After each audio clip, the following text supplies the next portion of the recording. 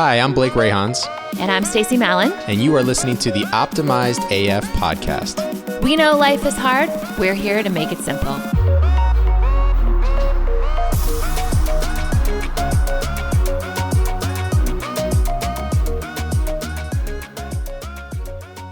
Greg, you've had the opportunity to work with very large organizations and also be an entrepreneur, of smaller organizations.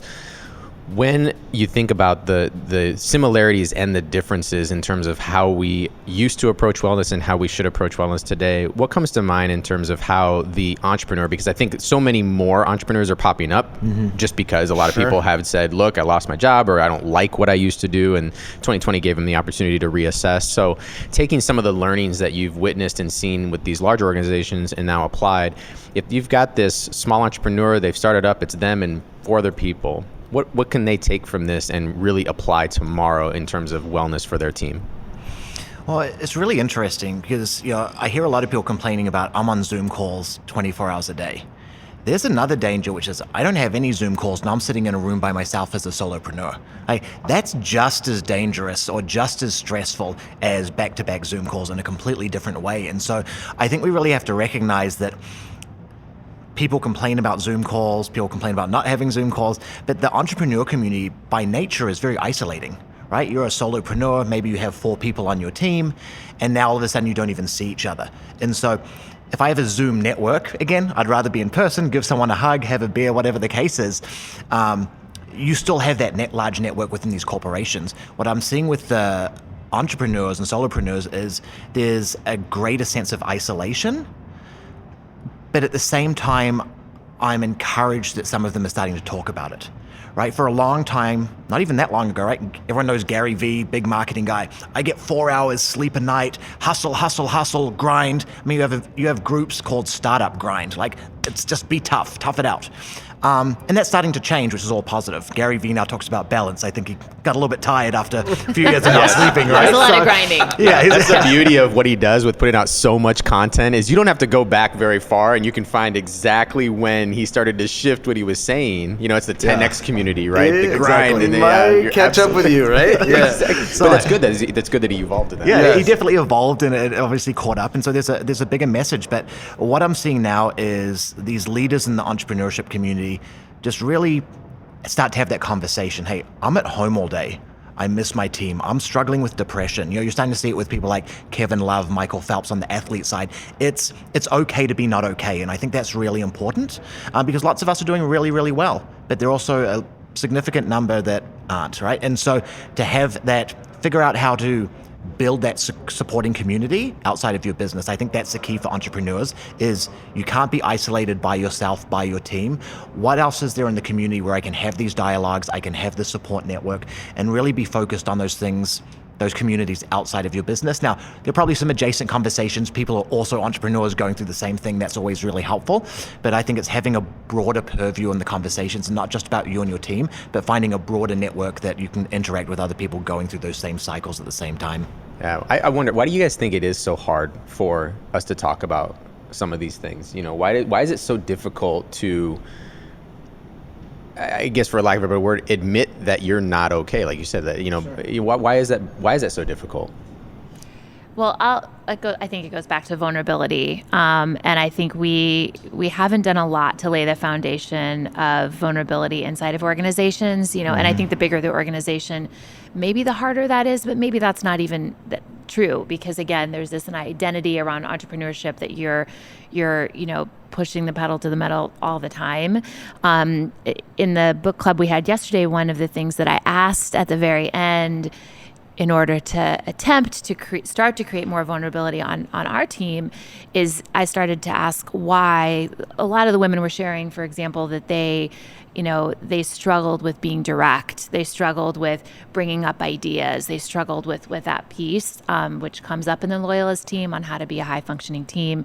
So again, it was towards the end of the conversation after an hour, I just started asking, can anybody share why you think that's hard for you?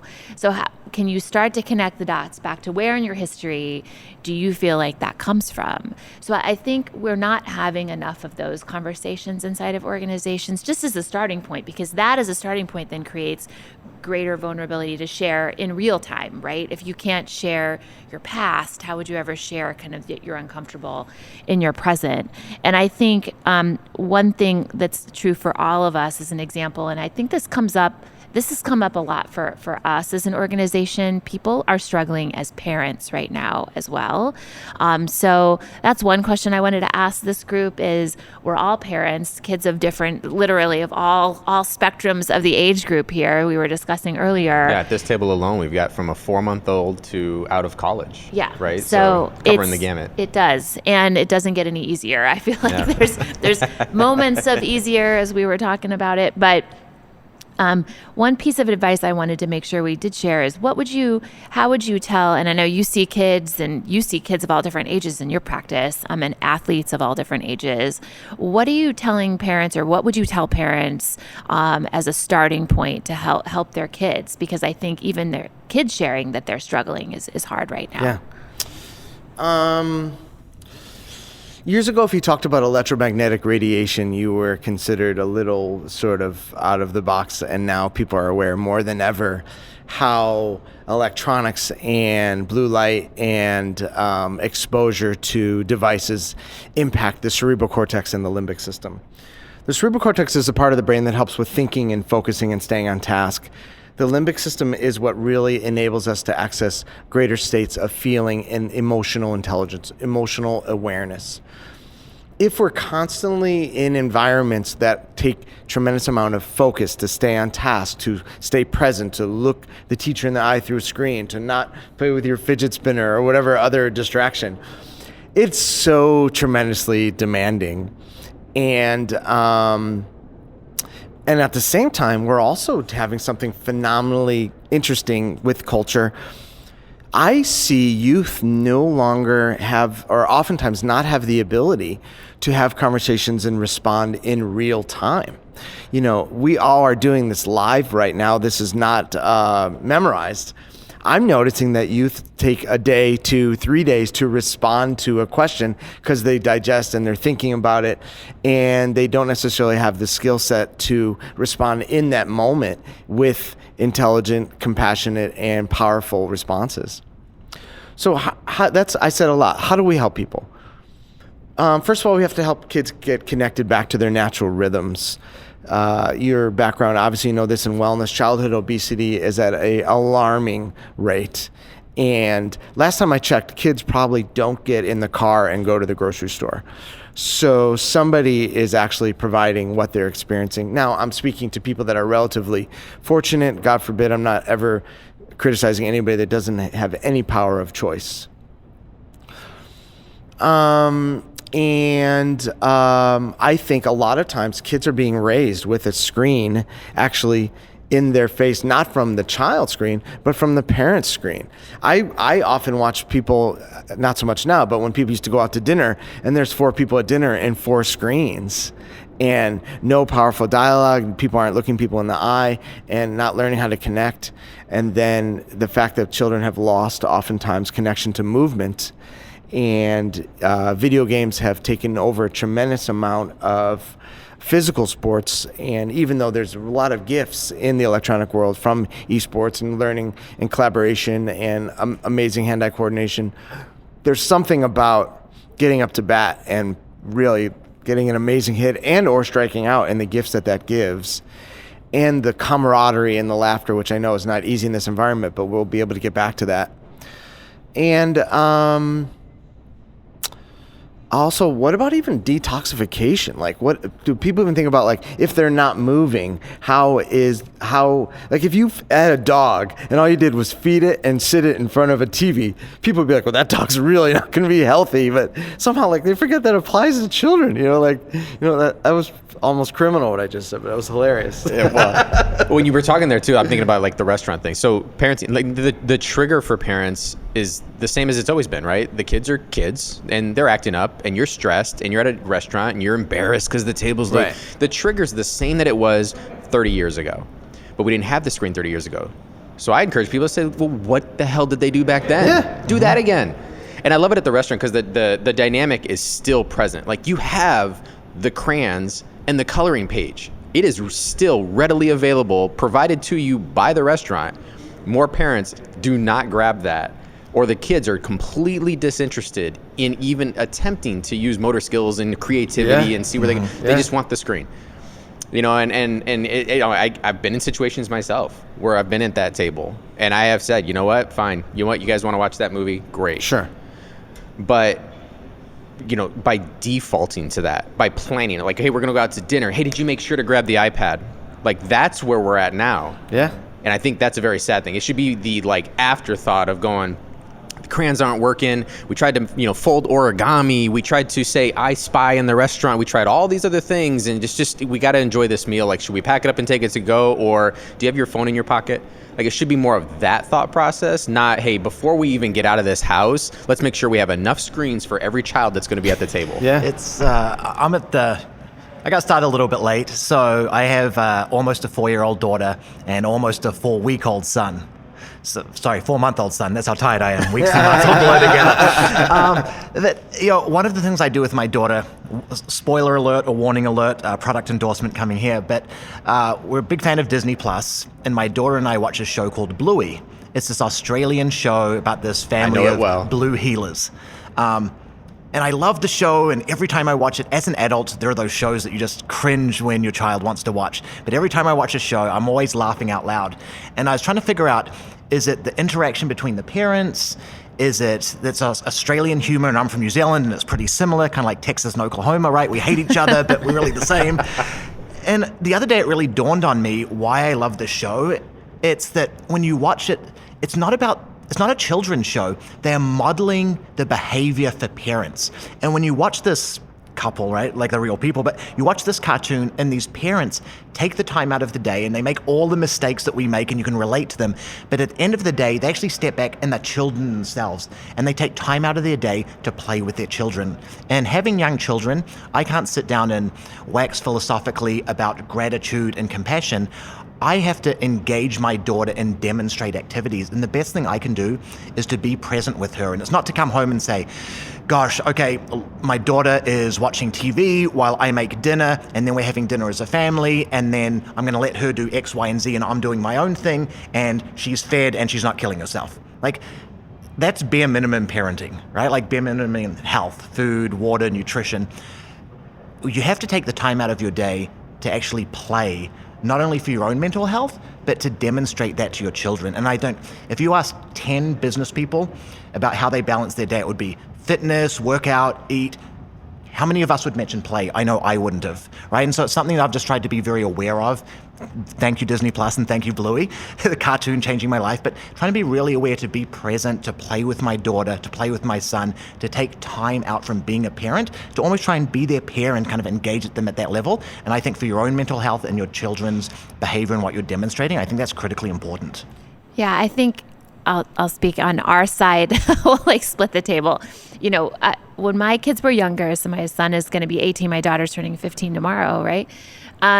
We didn't have the iPads to go to dinner, by the way. I remember being on an airplane with a 6-month-old and a 3-year-old and just praying for touchdown at any point because we didn't even care what airport. Barely made it. Land the plane.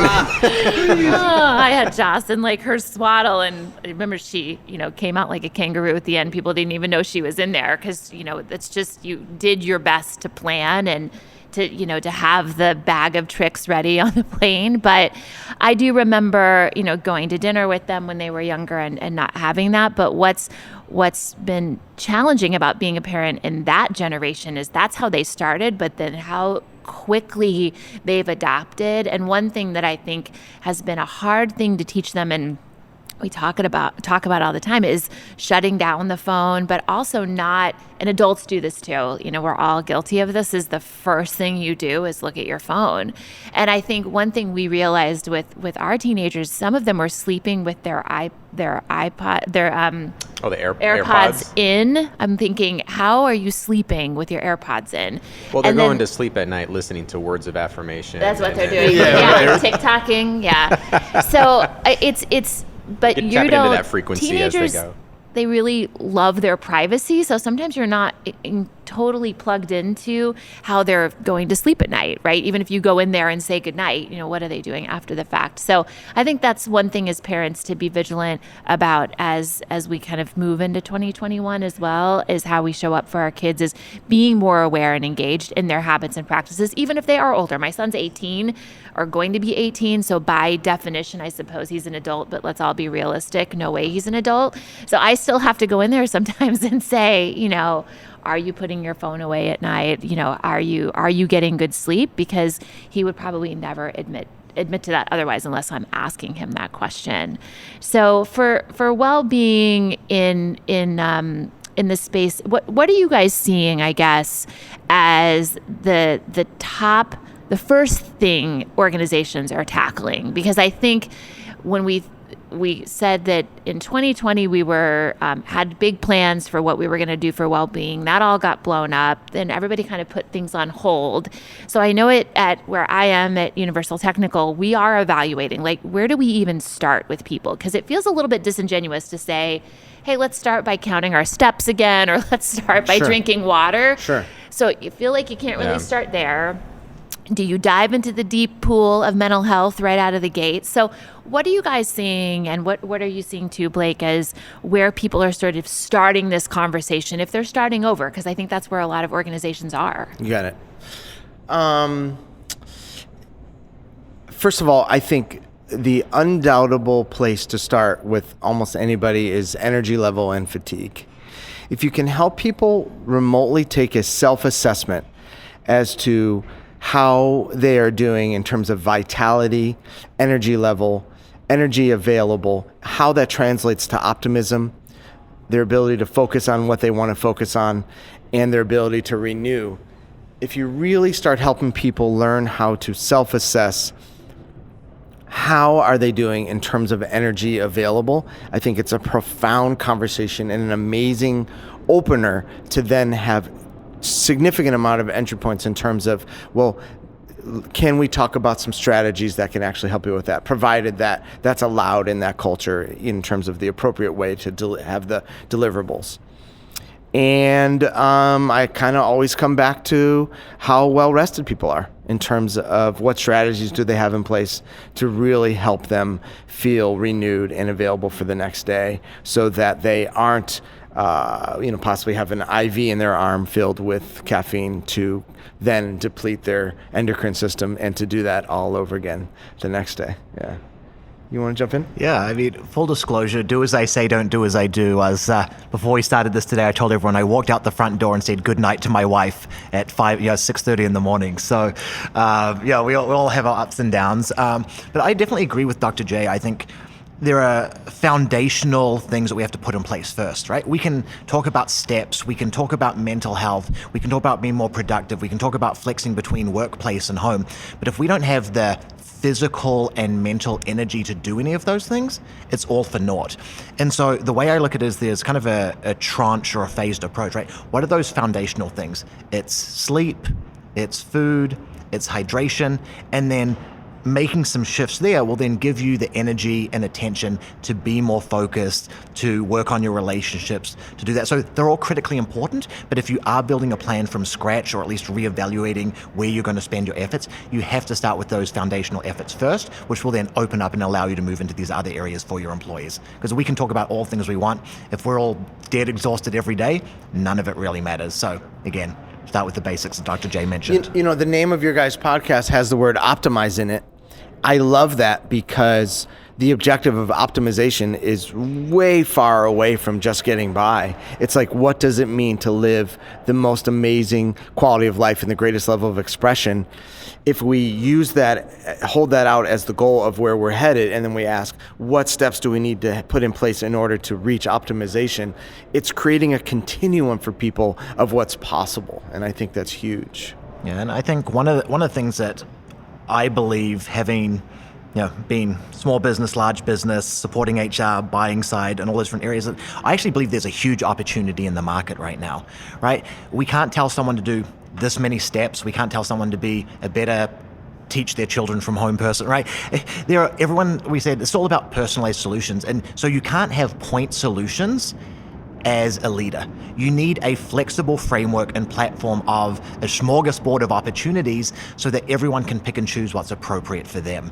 And so, it's been a while since I've been in the HR buying cycle, right? I don't know what's out there, but I can tell you a few years ago, it wasn't out there, right? And so it's not getting point solutions for employees, but giving them multiple options so that they can pick and choose what's applicable to them at that exact point in time, which may be something completely different that's applicable to them 2, 3, 4 weeks later. Yeah, I'll share a story here as we kind of come to a wrap on this episode. So I witnessed something yesterday, actually, and it fits so perfectly into what we're talking about here. But came home at the end of the day. My wife and I both work, and we have this lovely young woman that helps us out with transportation of the kids because we can't always be at the school when school lets out and vice versa. So she's at home, and she's been with us for a few years. She's part of our family, love her to death, and she's in her early 20s. She works for a large organization here in the Valley, and she was on the living room floor with my son, and there was the laptop open with a Zoom call going, and she was doing yoga. And my son was involved. He sees us work out at home and everything. And I asked her about it afterwards. I said, well, is this something you subscribe to? And she says, oh, no, that's one of the leaders within our legal team. And, when COVID hit, she decided that, had some extra time. So she went and got certified to do yoga. And the organization was allowing for the time for her to take from the day and provide a yoga class to any employee that wanted to log in for it. So I thought about it as we came into this episode about wellness today. And I was thinking, what organizations need to do first is probably understand that they don't have the answer. So tap into your talent and figure out what your people did this last year, because I'm guessing you're going to find out they did some pretty incredible things, and then offer the opportunity for them to extend that out to their peers. You find out that somebody did a sculpting clay class. I don't know, it could be anything, right? But I mean, just the sheer act of sitting in front of a piece of clay and just letting yourself melt away in the stress-free zone of shaping it into whatever it's going to become. That is something that could be hugely beneficial to your team if you give them the latitude and the freedom to tap into that. And so I think for organizations, give your managers and your leaders the cover and the latitude they need to make those individual caterings to their team. And I think you should really reach out and tap into your talent and figure out what was the unique thing they did. Be fair warned, of course, you put the question out there, you might get a response back that somebody didn't find anything and they're really struggling.